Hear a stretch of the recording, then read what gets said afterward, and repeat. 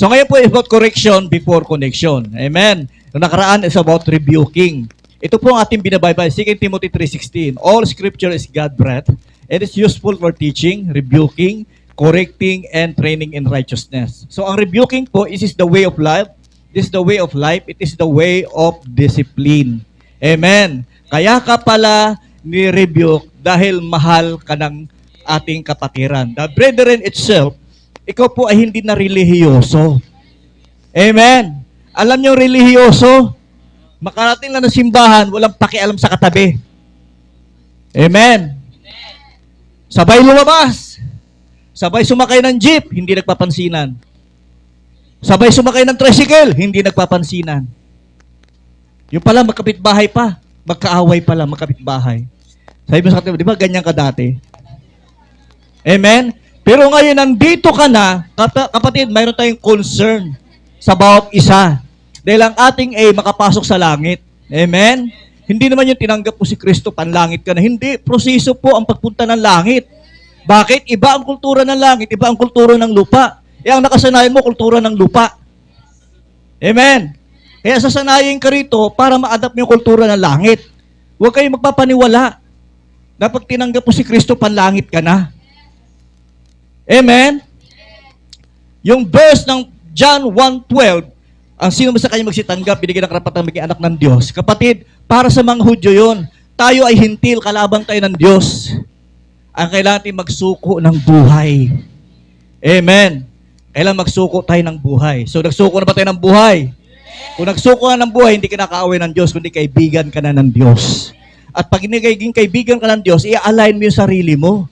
Ang Diyos ay banal, dapat ikaw ay magiging banal din. Ibig sabihin na, pagiging banal, mayroon training. Amen. Kaya yung mga bata, maaga pa lang, inaawat mo na hindi magkasala. Kasi pagka hindi mo yan dinisiplina, yung sungay niyan, mas mataas pa sa'yo. Amen? May mga bata rito dati, yung, di ba, nag-gather tayo mga kabataan dito, mga children, mga almost 50, every Saturday. Nung unang gathering namin, nagmumurahan pa rito. Mayroon nga rito na, sinisiko pa, may 10 ka dyan. Hindi pag naging pulis yun, delikado yun. Pero ngayon, iba na. Amen? Nabago na sila. Amen? So, correction and connection tayo. Correction before connection. Now, kapatid, ito yon. Sa Luke 11:28, isa ira. But Jesus said, the people who hear the teaching of God and obey it, they are the ones who have God's blessings. Kasi po, ang correction ay may blessings. Amen? Pag hindi ka mako-correct, yung blessings mabablock. Amen? Kailan makorek natin? Una, mga pananaw mo sa buhay. May mga mali tayong pananaw sa buhay. Amen? Halimbawa, sino ito yung umibig na? Tapos kamay umibig. Amen? Naglingkod sa Panginoon. Amen? Review ka na to ha. Bahala kayo, basaktan kayo. Bahala kayo. Naglingkod sa Panginoon. Amen? Tapos natutong umibig. Di ba? Tapos, nagkalabuan silang magjowa. Ayaw na ngayong magsimba. Ayaw nang tumugtog. Kasi rin nasaktan ang kanyang damdamin.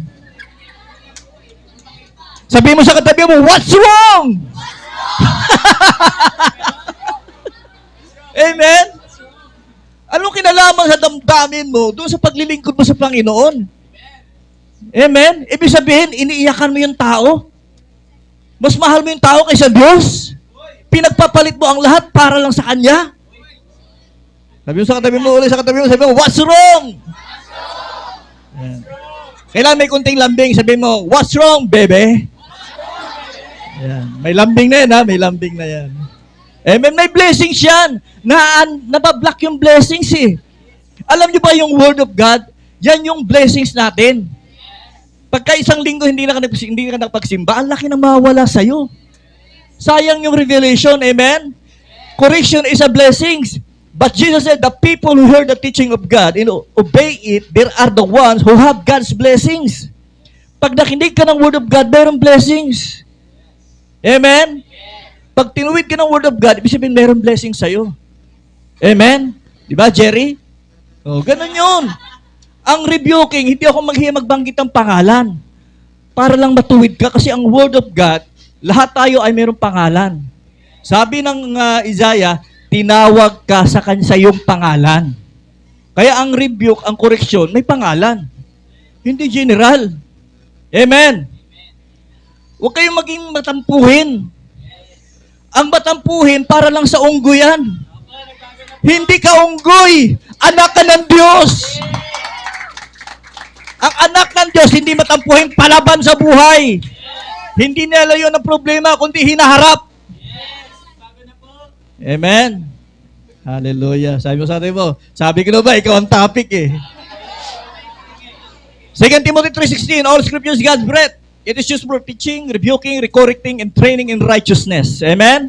So magkaiba po ang rebuke, magkaiba ang correction, magkaiba ang judging. Baka sabi niya, pare-pareho lang yan, puso, pareho lang yan. Magkaiba po yan. Ang rebuke po is a direct expression of disapproval when someone engaging in wrong affair. Pag alam mo may mali, at the time, i-correct mo na agad. Amen? Baka sabihin nyo, ako lang yung nagkukorek. Kinukorek din ako. Alam ba, may PowerPoint ako. Puso, yung PowerPoint mo, mali yung spelling. Di ba? Magtatampo ba ako? Hindi. Bakit? Kalakasan ko yun, tsaka improvement ko yun. Amen? Pag may mamali akong sinabi, sabihan niyo ako, puso, may mali kang sinabi kanina. Bakit? Kasi yung sabi mo kanina, yung eagle eh. Eagle yun. Puso. Ano pakialam mo? Bisaya ako. Eagle talaga yun. Amen? I-consider mo na lang. Amen? Di mo yung maging diba? Be perfectionist. Magkaroon ka rin ng mediocre. Yung ba pwede na yan? Kunting ganun lang din. Amen? Kasi magkakaiba tayo ng kultura. Ako matigas, ikaw malambot. Bahala ka na. Considered mo lang. So, ang rebuke po ay ganun. Anytime may mali, rebuke mo na agad. Nanay Flor, pag may nakita kang kabataan dumaan sa inyo, nagmumurahan, umatin dito, rebuke mo na agad. Di ba? Rebuke mo na. Huwag kang mahiya. Hoy, ano ba kayo? Pasimba-simba kayo, tapos nagmumura kayo, ganunin mo na. Amen? Hindi tumapang kayo ngayon. Amen. Yung correction naman, correction involves identifying and addressing errors or mistake. Mamaya, titignan ko paano mag-correct talaga. Proper correction. Yung judging naman, ito yung judging. Judging is a negative sense about condemning others. Yung judging. Diba? Alam mo, grabe ka mag-pick up.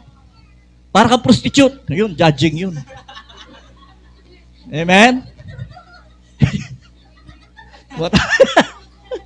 Tagal-tagal mo sa salamin. Ayan. Nung ako po ay nagtuturo sa labas, sa community, sa barangay, nag-handle po kami ng parenting seminar. So, ang title po namin is about connection before correction. Magkaiba po, baliktad to. Ha? Sa mundo, para makorek mo yung isang bata, kaya magkaroon ka muna ng connection. Andyan yung love, andyan yung care, para makorek mo siya. Relationship ng tao yun. Pero sa Diyos, iba. Correction muna before connection. Bago ka makakanik sa Diyos, kailangan mayroon mo ng repentance. Kailangan magsisi ka muna, ayusin mo yung sarili mo. Kaya sabi mo sa katabi mo, umayos ka. Amen?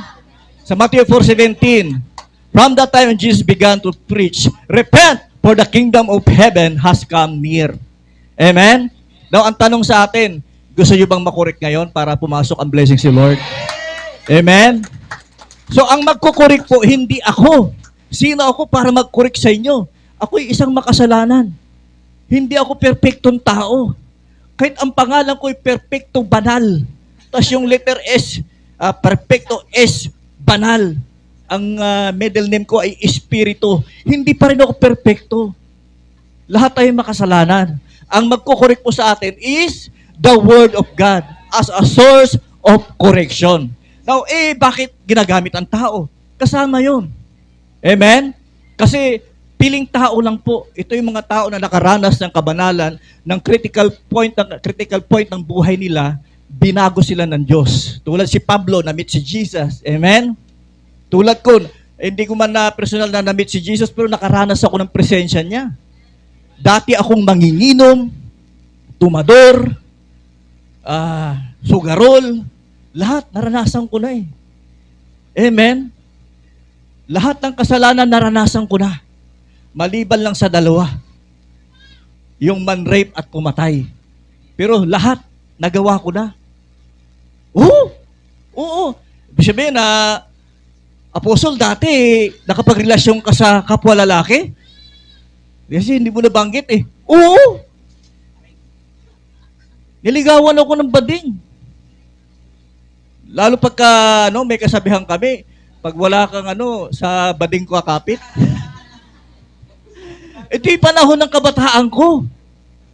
Niligawan ako ng bading. Sabi niya, Dong, I love you. Binulungan ako rito. Dahil nung sa probinsya ako nag-aral, talagang wala akong pera noon. Talagang kumakapit kami. Pero huwag niyong tingnan yung nakaraan ko, dati na yun. Binago na ako ng Panginoon.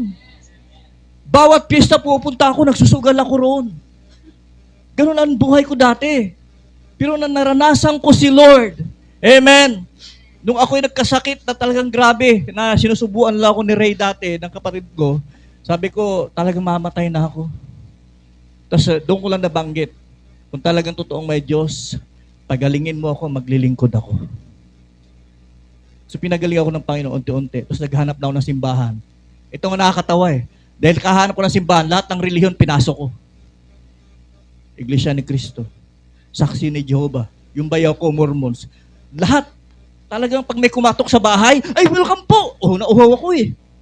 Pero hindi ko nahanap sa kanila. Alam mo saan ko nahanap? Sa maliit na Bible study. Pagpasok ko pa lang, isang kanta pa lang, talagang lugmok na ako, iyak na ako, andun yung kilos ng Panginoon. Tang naranasan ko yung nag-transcend po ako, na worship pa lang, iba na yung environment ko. Amen? Tapos yung katabi ko, hawak kami ng kamay, nahimatay.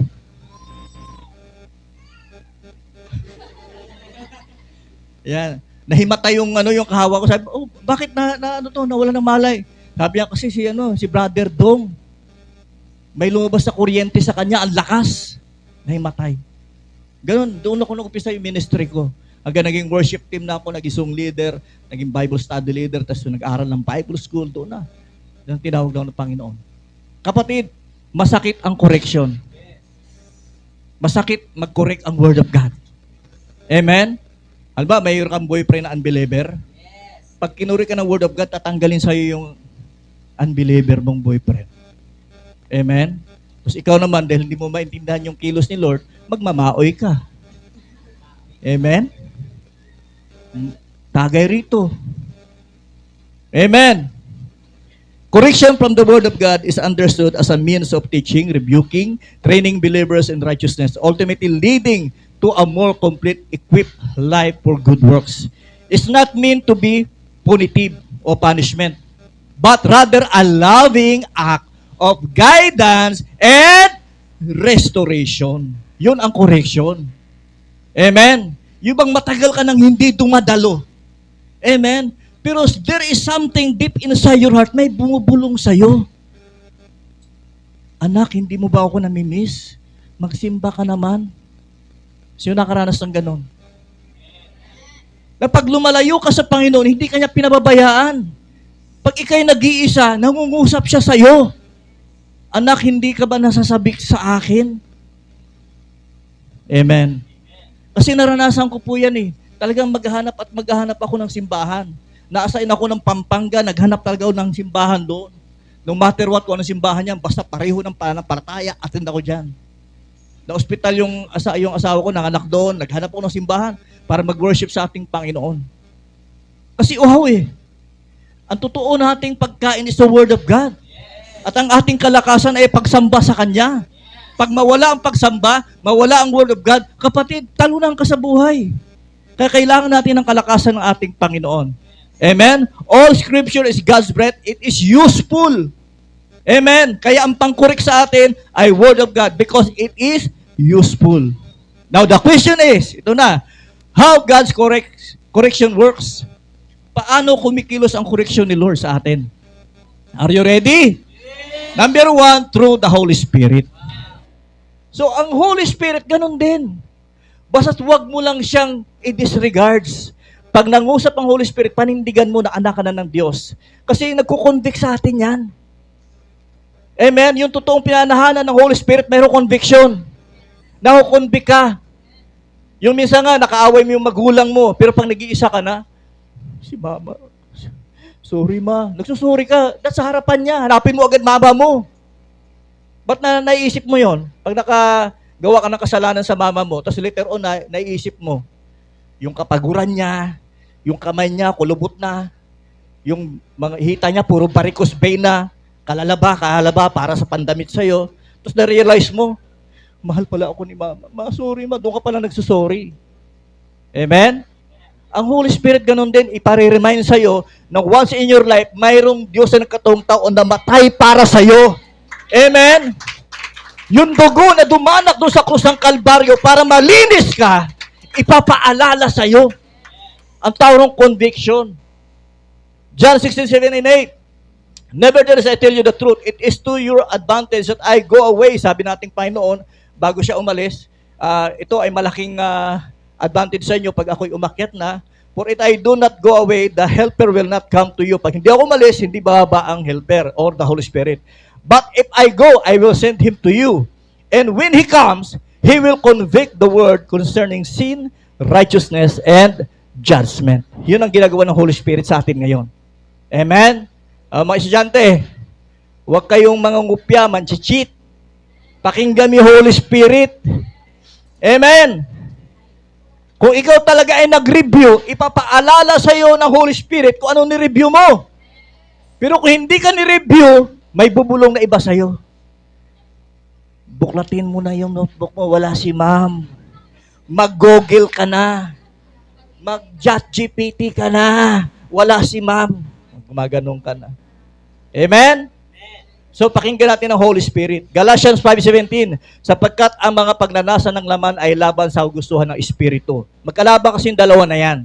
Laman mo, tsaka Spirit mo. At ang kagustuhan ng Espiritu ay laban sa mga pagnanasa ng laman. Magkalaban ang dalawang ito. Kaya, napipigilan kayo sa paggawa ng nais ninyong gawin.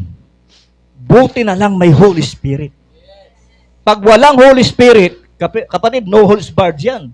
Lahat ng gusto mong gawin na nakakasakit sa kapwa, nakakasakit sa magulang mo, nakakasakit sa Diyos, nakakasakit sa simbahan, lahat gagawin mo na. Kaya nga mayroong kasabi doon, the parables of the kingdom eh. Pag ikaw hindi natuwid ng word of God, magiging weeds ka, magiging enemy of Christ ka. Maraming naglilingkod sa ating Panginoon, nagtampo. May kagalitan dito. Amen? Tapos nag-set ang principles. Hindi ako aatin sa simbahan na yan hanggang nandyan yung tao na yan. Biro mo, pinagpalit yung relasyon niya sa Diyos dahil lang sa tao na yon. Amen? Nakaranas ba kayo ng ganyan? Meron pa nga hindi ako aatin sa simbahan hanggang nandyan pa yung pastor na yan. Pag napalitan yung pastor, tsaka ako aatin. Amen? Kapatid, mas maganda ganito gawin niya. Magtayo ka ng sarili mong simbahan. Amen? Kasi ito, binili ito ng dugo ng ating Panginoon. Dugo't pawis ang pinuhunan dito. Hindi ito na-come up lang na parang simbahan lang. Amen? Grabe ang pinagdaanan natin. Grabe. Talagang niliglig tayo ng Panginoon, pinurify tayo ng Panginoon. Because of the Holy Spirit, ngayon gumanda na po tayo. Napipigilan na kayo ng Holy Spirit. Amen? Every time na nakakaranas kayo ng mga bulong ng kaaway, marunong kayo mag-rebuke, ni-rebuke nyo na yung kaaway. At higit sa lahat, kapatid, kini-curse nyo na yung nag-curse cutting na tayo. Amen? Pag may pumasok na something sa buhay nyo, parang iba na. Ay, makapag-fasting, makapag-pray. Amen? Mayroon na kayong ganun. So, through the Holy Spirit. Amen? How God's correction works? Number one, through the Holy Spirit. Number two, through God's people. Yan. Ephesians 4:56 says, rather, speaking the truth in love, we are to grow up in every way into Him who instead into Christ, from whom the whole body joined and held together by the every joint with which is equipped when each part is working properly, make the body grow so that build itself up in love That mayroong pag-ibig dito. Now, hindi tayo nagkukorek para saktan ka. Hindi kita kinukorek para maging sikat si pastor. Kapatid, 7 years po ako naging lupon ng barangay. Lupon ng barangay. Pag sinabing lupon ng barangay, lahat ng alitan sa komunidad, ako yung humaharap, parang pinaka-judge. Meron pa nga, sa hagdanan pa lang ng barangay, nagsasambunutan na. Nagsasambunutan na, ha? Tapos haharapin ko pa. Paano ko pag-aayusin? Karamihan po na pag-ayos ko, nag-iiyakan, nagayakapan, naghihingi ng sorry. Hindi ko alam kung bakit ko nagagawa yon. Pero it's all about mayroong speaking in truth, in love, kasama ang pagmamahal ng Diyos. Nagkakapatawaran sila. Amen? Now sa atin dito sa church, iba naman to, hindi to community. Church to. One family tayo. Mayroon kang physical family at tayo naman spiritual family. Now, ang ating aim, dapat walang bumagsak na isa. Hindi mo katabi mo, dapat hindi ka babagsak.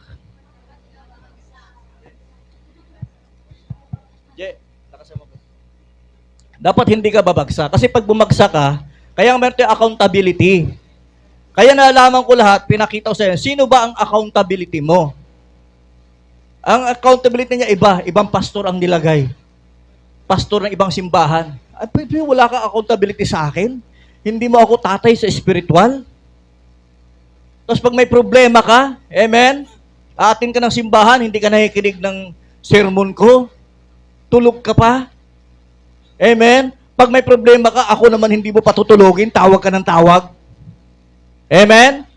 So ngayon, iba na. Alam mo bakit? Tinuruan ako ng Word of God, paano ka i-correct. Amen? Tingnan natin to. Matthew 18, 15, 17, ito pamantayan natin. Kung magkasala sa inyo ang isang kapatid, anong gagawin? Puntahan mo siya, kausapin ng sarilinan. Pagsabihan mo siya tungkol sa ginawa niya. Kung makikinig siya sa iyo, magkakayos kayong muli at mapadumbalik mo siya sa Diyos. Ang unang hakbang, dapat correct it privately. Privately muna. Amen? Huwag ka mambarites. Uy, alam mo si ganito. Nakita ko. Doon ako natulog sa kanila eh. Di ba? Nakita ko. Yung kilikili niya ang itim. Siguro ang gamit niyang roll-on, kiwi. Pero, di ba? Chinichismis mo na. Amen? Kapatid, minsan nagkakasala tayo sa mga salita natin na hindi natin inaalam, nakakasakit ba o hindi. Amen? Ako po, nasaktan din naman ako. Pag may nakita ako ng mga uma-attend dito, tapos nagla-live sa Facebook, mayroong red horse sa harap,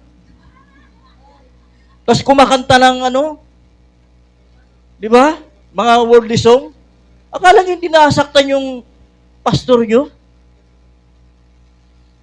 Nasaktan din kami. Bakit? Wala palang kwenta yung pagpupuyat ko, pagluhod ko, pagpapanalangin ko sa kanila. Wala palang epekto. So una, correct it privately. Pangalawa, correct it corporately. Amen? So ganun ang tamang pagko-correct. Kasi ayoko magkaroon ng burden eh. Amen? Yung burden, yung kabigatan na mayroon ako, i-share ko rin. JR, lalay, halika kayo. Ano ba? Kumusta ba Ito may problema tayo. Pinag-uusapan po namin yan. Ang tawag dyan, banal na chismis. Amen? Bakit? Naghahanap kami ng solusyon eh. Para hindi mo lumaki ang problema. Amen? Sabi mo sa katay mo, bukang sinasaktan ka na. Ginagawa natin ito, kapatid? Ayaw ka naming maiwan. Lahat tayo sabay-sabay na lumago sa Panginoon. Amen! Hallelujah! Palakpan natin ang Panginoon. Hallelujah! Amen! At Tilani, ayaw pa rin makipag-usap. 3 na kami. Anong gagawin natin? Pangatlo, sabi, kung ayaw niyang makinig sa kanila, ipaalam ito sa iglesia. O, ito na. Naku, yari ka ngayon. Correct it publicly. Mga kapatid, Mayroon tayong kapatiran. Di ba? Hindi sinagot. Ayaw nang umatin dito. Nasa Facebook, nagmamaoy. Kaya pinapaalam ko sa inyo, kung mayroon man sa inyong yayain niya na lumabas sa church na ito, di ba? Pinapaalam ko lang sa inyo na mayroon siyang negatibo na ayaw makipag-ayos sa atin. So, una, private, ayaw pa rin. Corporate, ayaw pa rin. Ito, buong simbahan na. Mga kapatid! Nag-arkila ako ng jeep. Dalawin natin siya. Buong iglesia na talaga. Iniiwasan ako. Doon ka sa likod. Doon ka sa likod. Baka may exit niya sa gilid. Doon ka. Paligiran natin. Amen? So, ganun po ang pagkukurik sa atin. Kaya lang, tayo, ibaba natin yung pride natin. Amen? Yung damdamin mo, damdamin din ng pastor mo. Huwag ka maging makasarili. Yung pastor o head pastor o apostle sa church, yan yung tatay mo. Walang tatay na hindi nasaktan kung nasasaktan ka. Nasaktan din kami. Amen. Araw-araw kaming lumuluhod sa panalangin. Ako po, alas 4 ako gumigising araw-araw. Ako nagluluto, namamalingke para sa mga anak ko. Pagluto na ang lahat, kakain na sila, ihanda ko na yung tricycle, ihahatid ko sila. Araw-araw yan. Pagkahatid sa mga bata sa school, ihahatid ko na naman yung panganay ko doon sa pinapasukan niya sa Manila. Araw-araw yun. Tapos umaattend tayo ng conference, umaattend tayo ng mga training. Tapos may kunting business kami ng printing. Hindi ako yung tayo nandito. Marami akong ginagawa. Kung kayo sa kalagayan ko, baka matagal na kayo na-stroke. Amen? Pero nakakapag-tennis pa ako, nakakapag-basketball pa ako. Amen? Sabi ng asawa ko, tennis ka? Para kang mayaman ha. Siyempre. Yeah?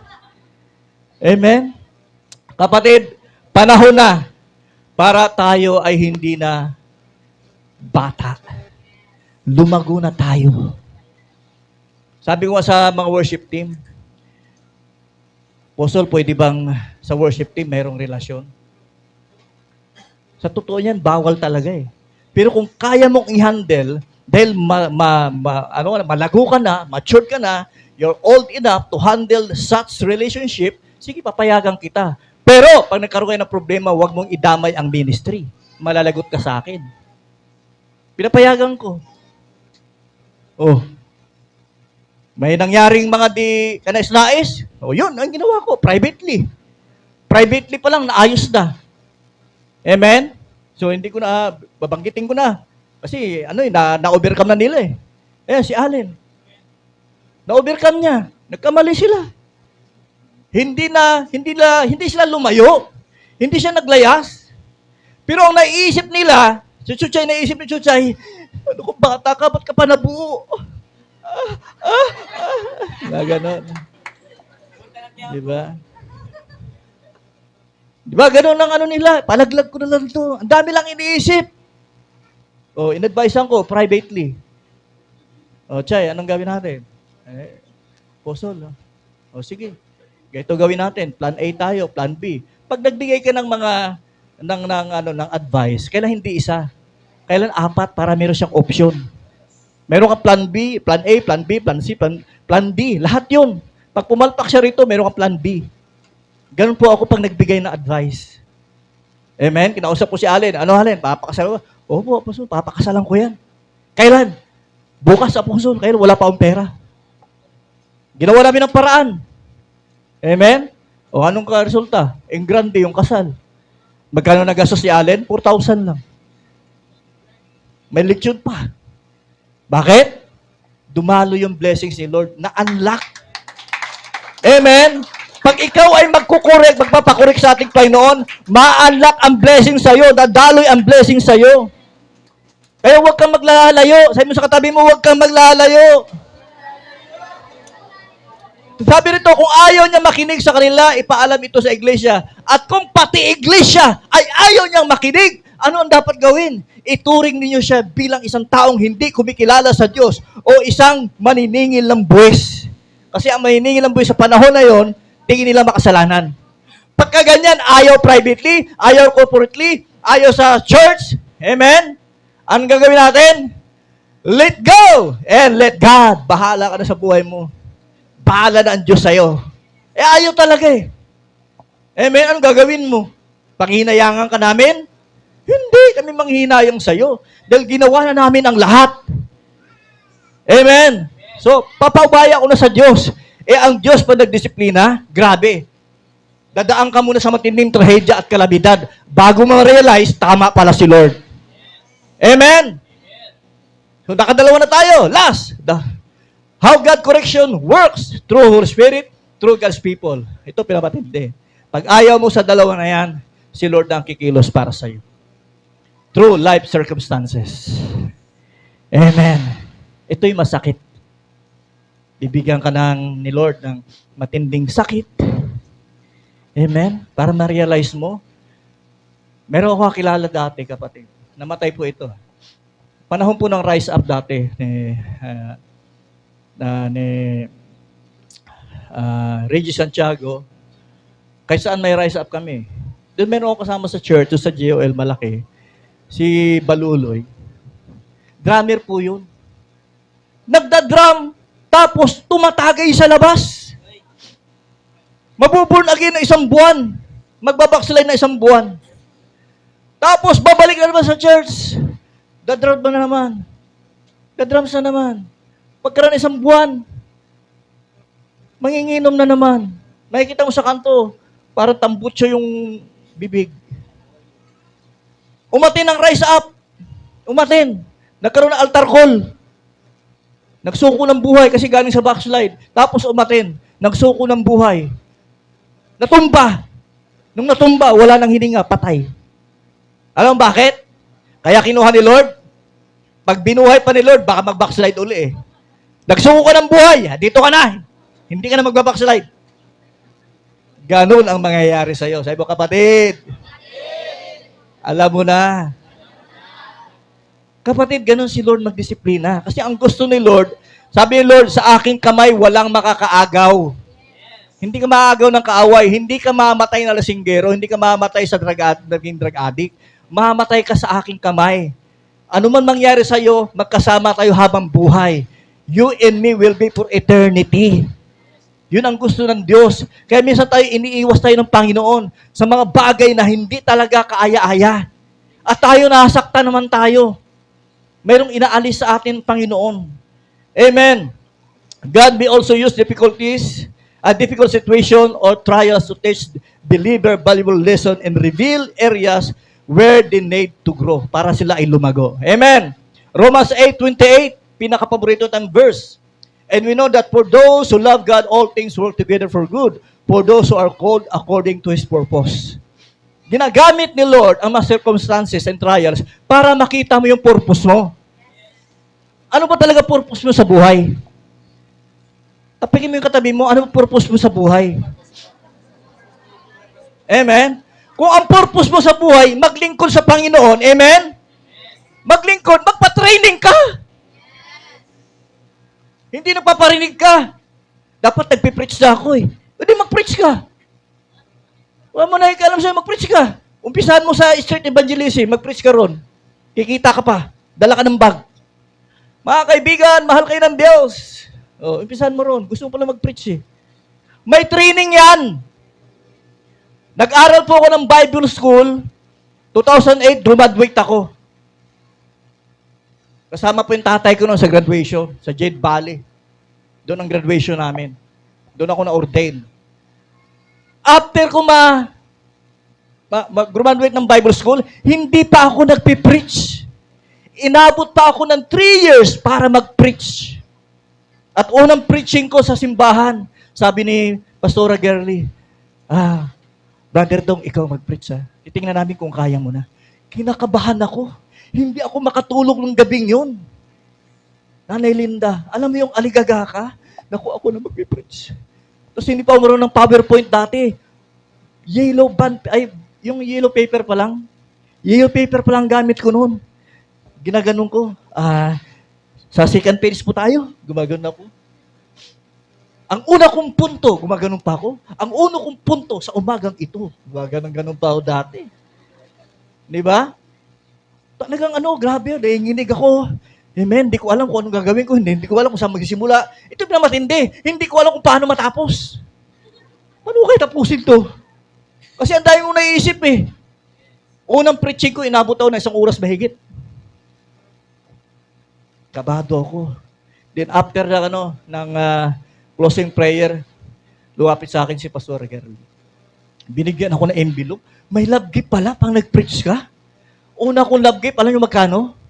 200 pesos. Lahat ng pagod ko, lahat ng yung painginig ng kamay ko, nawala lahat. 200 pesos. Thank you, Lord. Meron palang love gift. First time ko nakatanggap ng love gift sa preaching.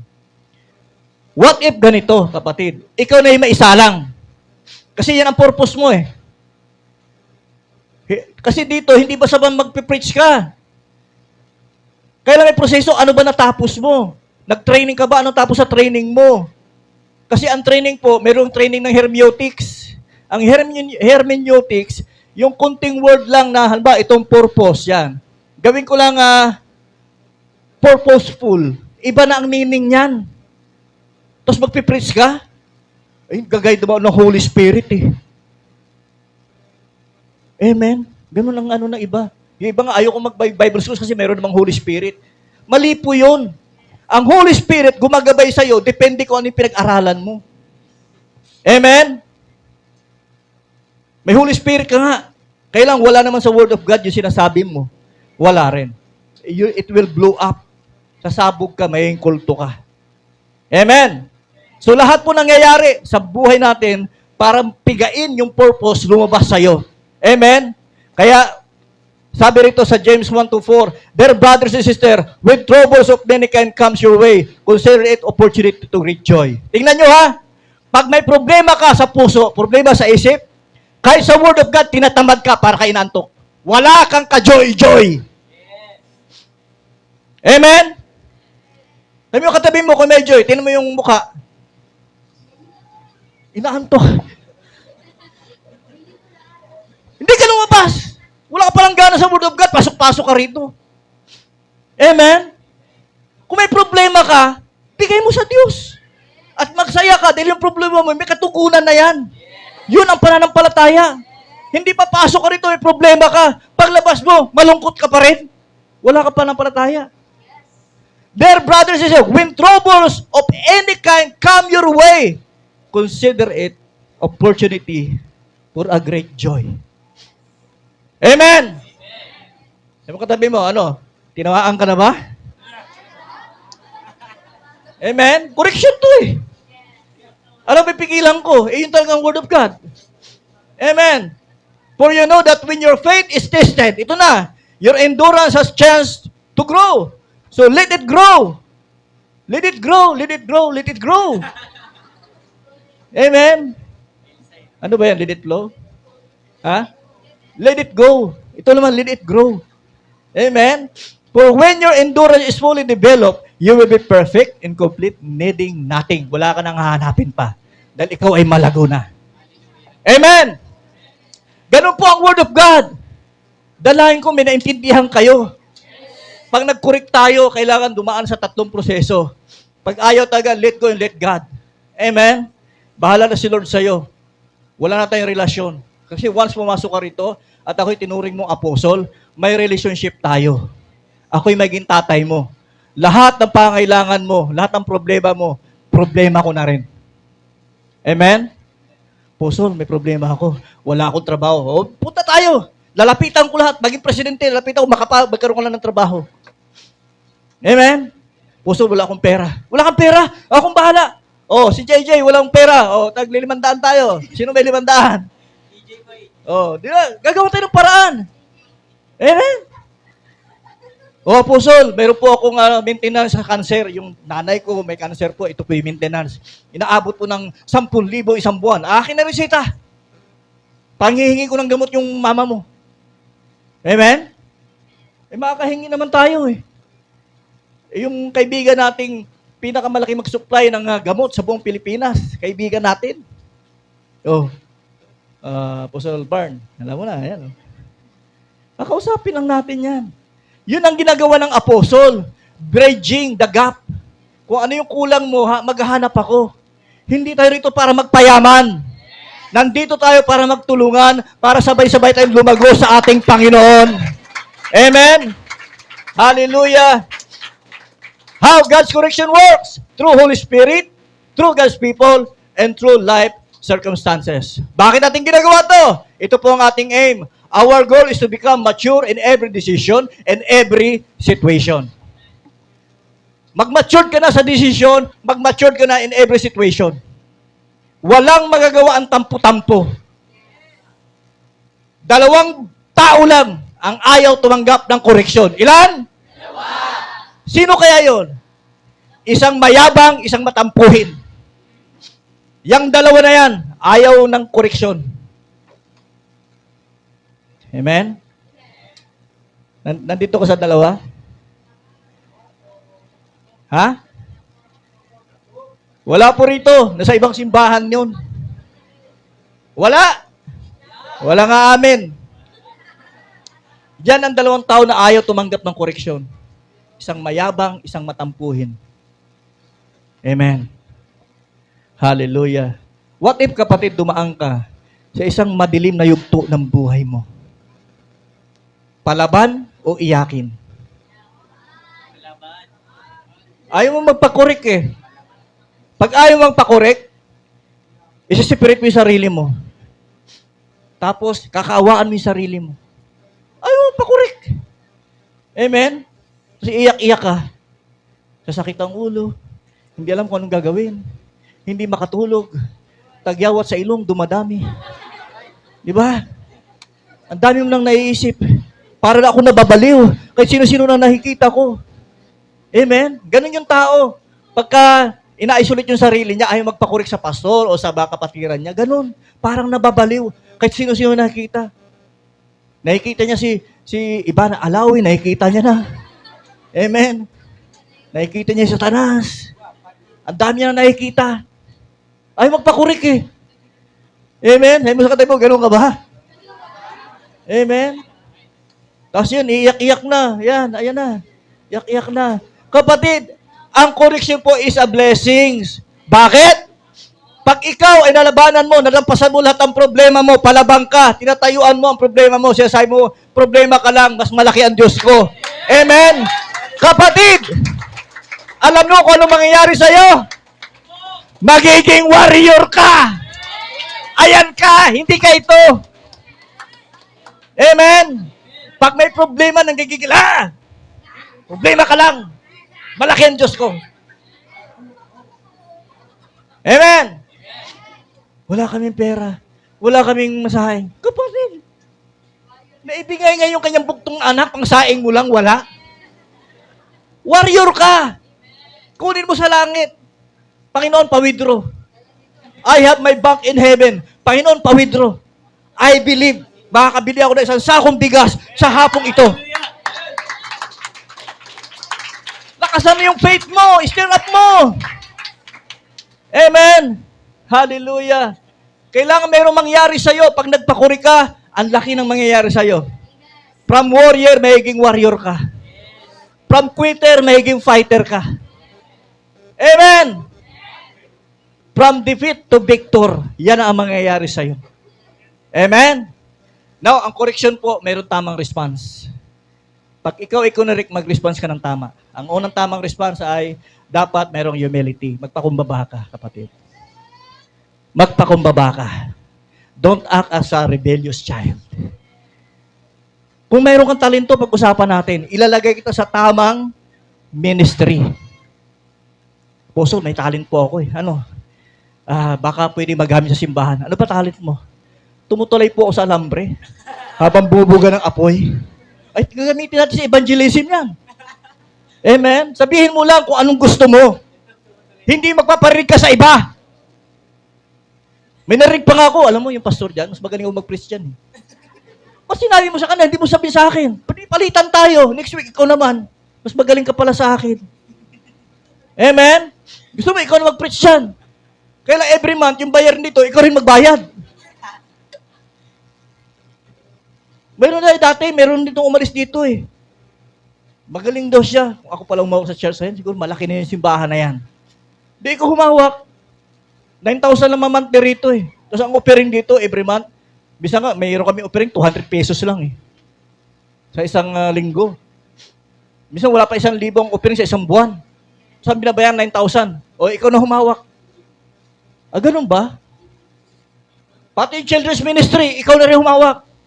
Ang ginagastos kada feeding, gumagastos ng 3,000. Ganun ba? Saan kumukuha, pastor? Doon, sa langit, wini-withdraw ko. Ikaw mag-withdraw ka rin doon. O hindi marunong mag-withdraw. Amen? Hindi marunong pumasok sa realm. Kayong mag-asawa, sanay na kaming pumasok sa realm. Lilipat kami ng bahay. Wala kaming pan-down. Kinuha namin sa realm. Pag-gising namin, mayroon na nagpadala. Ganun si Lord. Pag marunong ka umakyat sa realm, withdrawin mo yung pangailangan mo. Then wala kami 24,000 pang down doon sa aming lilipatan. Kasi lilipat uli kami. Pero napakabuti ng Diyos. Napakabuti ng Diyos. Hindi ka pa, magpakumbaba ka lang sa Kanya. Amen? Mayroong mga laban sa buhay na hindi kaya ng patayo. Kailangan din ng paluhod. Magpakumbaba ka, manalo ka. Then pagka ikaw kinarik, dapat mayroong obedience. At panghuli, mayroong gratitude. Ang gratitude hindi sa tao, kundi sa Diyos. Magpapasalamat ka lagi sa Panginoon. Panginoon, salamat po. Salamat po, Panginoon. Despite na ako ay naging matigas ang ulo, Panginoon, dinala mo pa rin ako sa isang magandang pamilya na kinukurik ako, Panginoon. Amen? Yan po yung tamang response natin. Tayo, mga kapatid. Hallelujah. Humanap ka ng katabi mo, babae sa babae, lalaki sa lalaki. Amen?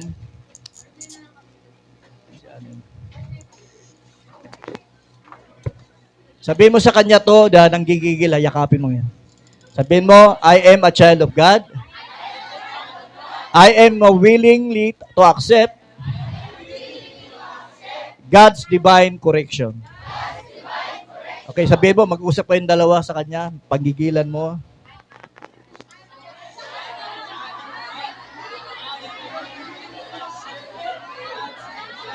Amen. Yan. Walang nagsasalita mag-isa? Nakita ko nagsasalita mag-isa eh. Kapatid ito ha, we are big family. Palaki tayo ng palaki. Magkakaroon tayo ng 8th anniversary sa September 28, meron tayong place, maganda yung lugar na kuha natin. Diyan lang sa may Capitol, yun nakuha natin. Maganda, aircon, 8th anniversary natin. Kapatid, sinasabi ng Panginoon sa akin, umalis sa lugar na ito. Pero mayroon pang divine purpose si Lord. Amen. Kahit maliit tayo, hindi na kaya ng aircon. Amen. Kapatid, ilalagay tayo ng Panginoon. Inuuna lang muna ang puso natin. Kinukurik tayo. Kasi ang mapagkatiwalaan sa maliit, pagkakatiwalaan sa malaki. Amen. Ayusin natin yung puso natin. Pag pinagpala ang church, pagpapalain din kayo. Dadaloy ito sa pamilya mo. Amen. Hanggang later on, magkakaroon tayo ng one mind, one spirit. Amen. At makita natin yung galaw ng Holy Spirit, yung galaw ko, iisa yung galaw natin. Iisa yung desisyon natin. Paghariin natin ang Diyos sa ating buhay. Amen.